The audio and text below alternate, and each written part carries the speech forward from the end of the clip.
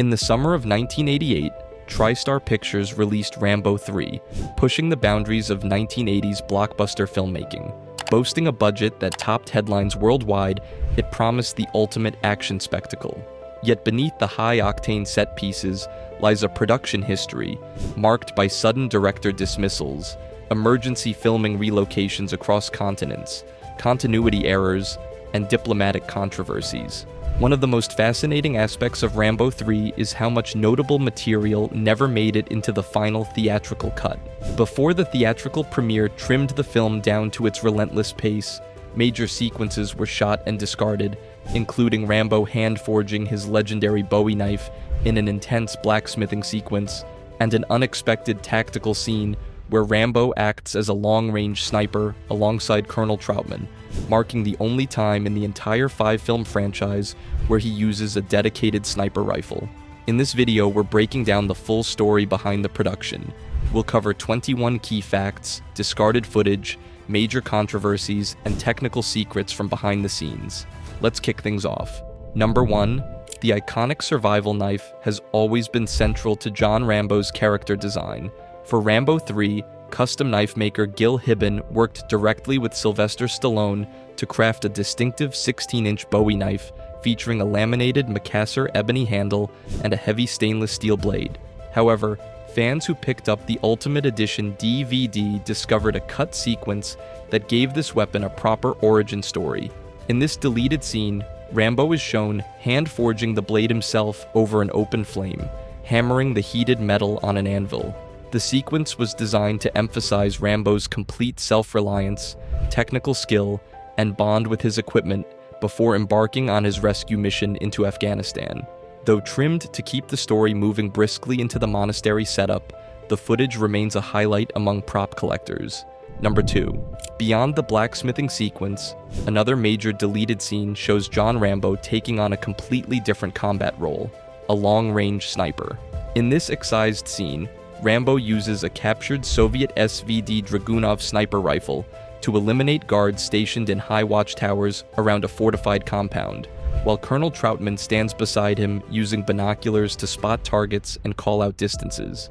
Throughout the entire 5-film Rambo saga, Rambo is almost exclusively depicted using compound bows, heavy M60 machine guns, or close-quarters combat tactics. This cutscene represents the single time in the franchise's history where Rambo is formally shown acting as a long-range precision marksman. Number 3. If you closely inspect the blade of the official Gil Hibben Bowie knife used in Rambo III, you will notice a distinct long slot cut cleanly into the steel near the spine. This was not merely an aesthetic choice. During the initial design phase, Hibben and Stallone planned for this slot to hold a removable secondary blade known as a wing blade attachment. The concept was that Rambo could slide out this additional blade to transform the weapon into a multi-pronged tactical device or use it as an auxiliary cutting tool. Ultimately, the production team decided the wing blade mechanism was too complex and overly gimmick-heavy for screen use. The accessory was abandoned right before filming began, but the physical slot was already machined into the finished master blades and remained present throughout the entire film. Number 4. While Rambo III is often categorized simply as an aggressive 1980s action blockbuster, the filmmakers behind the camera brought top-tier cinematic prestige. Second unit director Ernest Day was far more than a standard action director. He was a master of cinematography. Day earned an Academy Award nomination for Best Cinematography for his work on David Lean's epic drama A Passage to India in 1985. Additionally, he served as the second unit cinematographer on 2 of the biggest James Bond films of the era, The Spy Who Loved Me and Moonraker. His extensive experience shooting complex action units gave Rambo III's second unit sequences a polished, high-budget scale that matched the primary unit. Number 5. The graphic practical makeup effects throughout the movie were spearheaded by special effects makeup master Michael Westmore. Westmore is widely celebrated in sci-fi history for defining the iconic prosthetic looks for dozens of alien species across decades of Star Trek television series and films. On Rambo III, Westmore turned his expertise to gritty realism and combat trauma. He designed Rambo's extensive body scars, shrapnel wounds, and the gruesome sequence in which Rambo treats his own severe puncture wound by pouring gunpowder directly into the tissue and igniting it to cauterize the injury on the spot. Number 6. The director's chair suffered major instability early in production. The original director hired for Rambo III was Australian filmmaker Russell Mulcahy, who was riding high on the massive international success of 1986's Highlander. Mulcahy brought a stylish visual approach derived from his background in music videos. However, just a few weeks into physical production, Sylvester Stallone fired Mulcahy due to creative differences, specifically regarding background casting. Stallone felt that the European extras Mulcahy had hired to portray Soviet garrison soldiers looked like blonde, blue-eyed pretty boys who lacked the hardened, intimidating presence expected of frontline troops. Stallone wanted rugged, weathered actors, leading to an immediate break between the director and the star. Number 7. Orchestrating the film's massive stunt sequences was legendary stunt coordinator Vic Armstrong. Officially recognized by the Guinness World Records as the most prolific stunt double in film history, Armstrong built an iconic career performing high-risk action for some of Hollywood's biggest stars. He is best known as Harrison Ford's regular stunt double across the original Indiana Jones trilogy and Star Wars. On Rambo III, Armstrong was tasked with coordinating dangerous high-speed horse gallops through pyrotechnic minefields, mid-air helicopter maneuvers, and heavy armored vehicle collisions, bringing unmatched safety standards and physical scale to the set. Number 8. To replace Mulcahy and keep the expensive production on schedule, the producers promoted Peter MacDonald to the main director's chair. While Rambo III served as MacDonald's official debut as a primary feature director, he was intimately familiar with the material.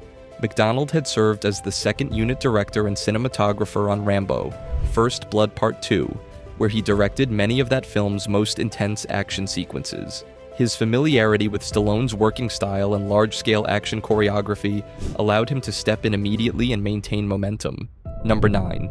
Before Sylvester Stallone penned the final shooting script alongside co-writer Sheldon Lettich, the studio hired veteran screenwriter Harry Kleiner to write an earlier draft. Kleiner was well regarded for his work on classic crime thrillers like Bullet and Extreme Prejudice. However, Kleiner's initial take focused heavily on complex diplomatic intrigue surrounding the Soviet-Afghan conflict. Stallone flatly rejected Kleiner's draft, feeling it strayed too far from the character-driven core of the franchise. Stallone preferred a straightforward rescue narrative focused on Rambo's personal loyalty to his mentor, Colonel Troutman. Number 10. Production was originally scheduled to shoot almost entirely on location in Israel and Tel Aviv, utilizing the surrounding desert terrain to stand in for the Afghan landscape. However, partway through filming, rising regional security concerns regarding a major American film production operating in the Middle East created immense logistical and safety challenges. The studio made the drastic decision to pack up the entire operation and relocate to Arizona to film the remainder of the movie. To execute the massive climax, the production needed hundreds of background extras to fill out the opposing armies. They solved this by recruiting approximately 250 Civil War reenactors from across the United States, who traded their 19th century uniforms for Soviet and Mujahideen gear. Number 11. The sudden relocation from Israel to Arizona was accompanied by a sweeping reorganization of the crew behind the camera. Several weeks into the turbulent shoot, a significant number of department heads and technicians were fired or replaced. Among the high-profile departures was the original director of photography, Rick Waite, an experienced cinematographer known for 48 Hours and Footloose. Rebuilding the camera unit midstream forced incoming crew members to match visual styles on the fly under intense schedule pressure. Number 12. Because production was abruptly split between locations overseas in Israel and stateside in Arizona, sharp-eyed military history enthusiasts often spot a major continuity shift in the film's vehicle hardware. During the scenes filmed in Israel, the production had access to real captured Soviet hardware and highly accurate modified European armor. However, when filming transferred to the Arizona desert for the third act, those original vehicles could not be easily transported or cleared for domestic use. The production was forced to build completely different mock-ups using American-built military chassis. As a result, the Soviet armored vehicles physically change models and structural designs right in the middle of the movie. Number 13. Despite the chaotic shift in filming locations, the the wardrobe department went to great lengths to preserve cultural authenticity for the Afghan rebel characters. Rather than relying on studio-fabricated costume replicas, members of the wardrobe purchasing team traveled directly to refugee camps situated near the border of Pakistan and Afghanistan.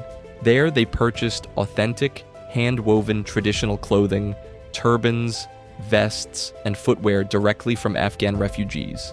These genuine garments were then distressing and fitted for the cast, ensuring that the textiles and textures on screen reflected authentic regional attire. Number 14. The inclusion of historical details extended directly to character naming. The key character of the Mujahideen leader Masood, played by actor Spiros Fokas, was an intentional nod to real-world history. He was named directly after Ahmad Shah Massoud, the legendary Mujahideen military commander known globally as the Lion of Panjshir. Massoud was a central figure in resisting Soviet forces throughout the 1980s, and his inclusion in the script grounded the cinematic narrative in actual contemporary headlines. Number 15. A subtle continuity mistake occurred during the filming of the intense minefield sequence. During a quick turnaround between takes, a prop handler accidentally handed Stallone an earlier mission prototype knife rather than the official Gil Hibben Bowie knife designed for the film. By the time the error was noticed during dailies, the production schedule had already moved past the location shoot, making reshoots impossible. Editorially, the scene was preserved by relying on deep shadow and dark lighting during that specific sequence, hiding the mismatched blades so effectively that most viewers never spot the difference. Number 16. Young actor Dudi Shewa delivered a memorable performance as Hamid, the young Afghan boy who bonds with Rambo and joins him during tactical operations. Shewa's work earned him a nomination for Best Young Actor at the 10th Youth in Film Awards, now known as the Young Artist Awards, in 1989. Decades later, feature footage of Shewa's performance in Rambo III gained a secondary life when clips were repurposed for a 2002 retrospective documentary short examining Western media depictions of the conflict in Afghanistan. Number 17. Upon its release, Rambo III made global headlines for its astonishing financial scale. Trade publications like Variety cited the total production cost at approximately $63 million, which officially made it the most expensive feature film ever produced up to that point in time. However, exact numbers were a point of intense dispute between trade reporters and studio executives. The primary confusion stemmed from accounting methods regarding Sylvester Stallone's record-setting $20 million salary, which reportedly included a private Gulfstream jet. Insiders argued over whether his star compensation was integrated into the official $63 million production budget or tracked separately as an independent talent cost. Number 18. Despite its box office performance, Rambo III faced harsh criticism from award season satire groups. At the 9th Golden Raspberry Awards in 1989, the film tied for the most total nominations of the year, earning 5 Razzie nominations alongside the comedy Hot to Trot.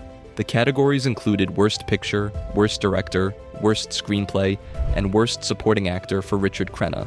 Ultimately, Sylvester Stallone took home the Razzie Award for Worst Actor. Number 19. For years, a widespread urban legend has circulated across film forums and social media, claiming that the closing dedication of Rambo III originally read, "Dedicated to the brave Mujahideen fighters of Afghanistan," and that following the events of September 11, 2001, the studio secretly altered the text on home video releases to read, "Dedicated to the gallant people of Afghanistan." This claim is entirely false. Historical records prove that the text was never swapped. Original 1988 print reviews published at the time of the film's theatrical premiere, including a May 1988 review in the New York Times, explicitly quote the exact phrase, "This film is dedicated to the gallant people of Afghanistan." The dedication read "Gallant People" on day 1 of its release. Number 20. Overseas, Rambo III triggered a political controversy in West Germany. The official German film evaluation board, the Deutsche Film- und Medienbewertung, granted the film its prestigious wertvoll, worthwhile, artistic seal. This seal carried major economic weight, as it granted distributors tax reductions on theatrical earnings. The decision sparked outcry across the European film community. Several prominent German filmmakers publicly protested the rating, threatening to return their own previously awarded government seals to protest an American action blockbuster receiving state-backed tax relief. Number 21. Legendary film composer Jerry Goldsmith returned to score Rambo III, writing a massive, complex orchestral score that he recorded with the Hungarian State Opera Orchestra. However, during post-production editing, the studio decided to replace substantial portions of Goldsmith's new music. Instead of using his freshly recorded cues, the editorial team recycled existing music tracks from Goldsmith's previous score for Rambo, First Blood Part 2. For decades, fans were only able to hear the re-edited soundtrack version. It was not until years later that specialty soundtrack label Intrada mastered and released Goldsmith's complete original 75-minute intended score in its entirety.